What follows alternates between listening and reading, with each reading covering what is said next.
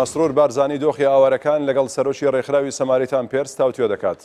ئەمڕۆ مەسرور بارزانی ڕاوێژکاری ئەنجومەنی ئاسایشی هەرێمی کوردستان لەگەڵ گراهام فراکلین سەرۆکی ڕێکخراوی سەماریتان پێرس کۆبەوە و لەو کۆبنەوەیەدا گفتوگۆ لەبارەی ڕەوشی مرۆیی ناوچە ڕزگاربووەکانی ژێردەستی داعش بەگشتی و دەشتی نینەوە بە تایبەتی و هاوکاریە مرۆییەکان کرا.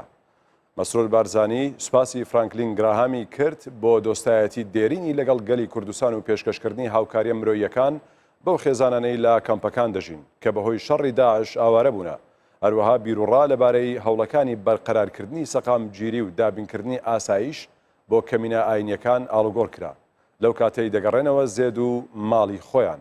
هەر لەو کۆبنەوەیەدا بەرز هەڵسەنگاندنی پێکەوەژیانی ئاشتیانە نێوان پێکهاتانەتەوەیی و ئاینیەکانی گەلی کوردستان و بەردەوامیدان بەو کلتورە باس کرا.